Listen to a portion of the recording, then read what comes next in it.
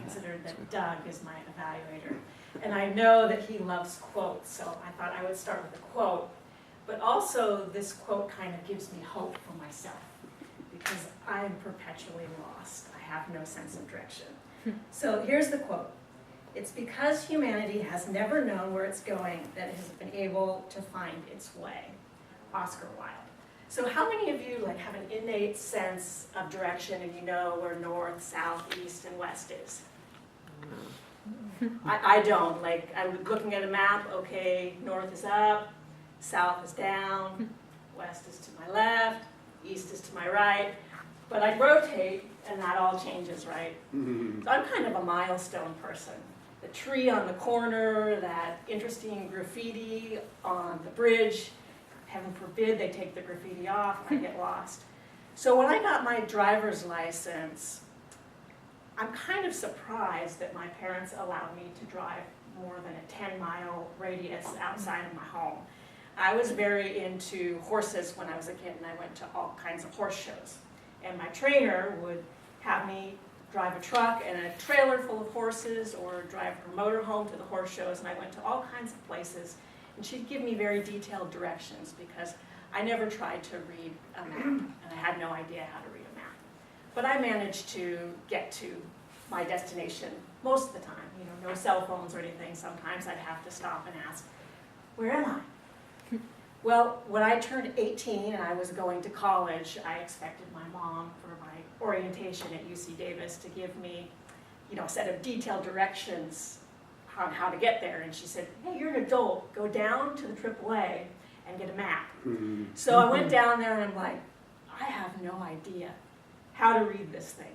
So I kind of threw it in the back seat. And I'd been to Sacramento, so I know I need to go north.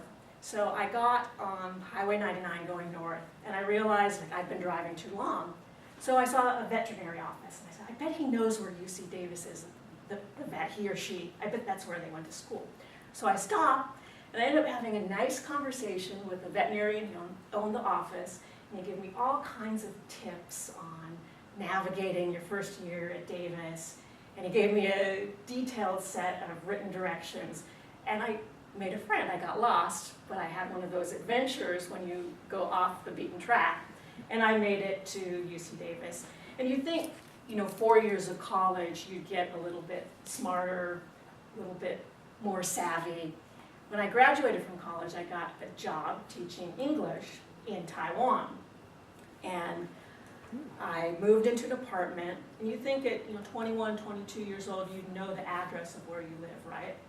But I didn't. And so I was there for about 3 months, and I was going to take a trip to Hong Kong because it was before 1997, and that was on my bucket list, to see Hong Kong before it went back to mainland China.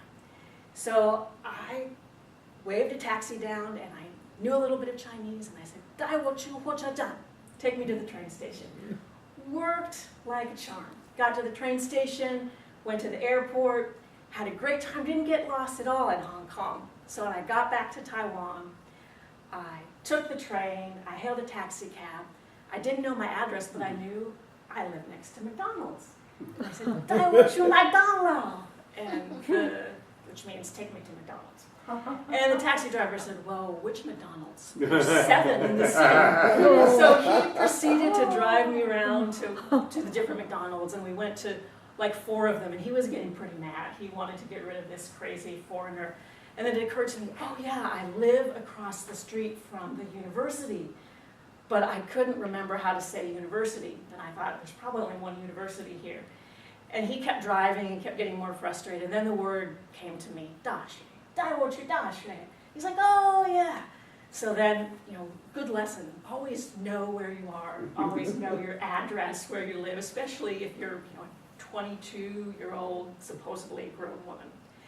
Well, now I'm pushing 50. I have 1 more year to the big date. You think that I would have developed a better sense of direction by now, but not really. 3 years ago, they changed my spot in the office where I work. And, we're like a warren of cubicles. They all kind of look the same. And the offices are along the windows, they look the same. And so I had moved and I hadn't set out my milestones yet, you know, my pictures and the personal things. So I walked by this office and it looked generic, and I went in and I sat down, and we have finger swipes in order to get into our computers. They read your fingerprint. Mine wouldn't work, and I looked to the side. There's a picture of Greg and his wife and his kids. I'm like, oh my gosh, I'm in the wrong office. So I go out and I look around, and nobody seems to notice. And I quietly walk 2 doors down and find my office.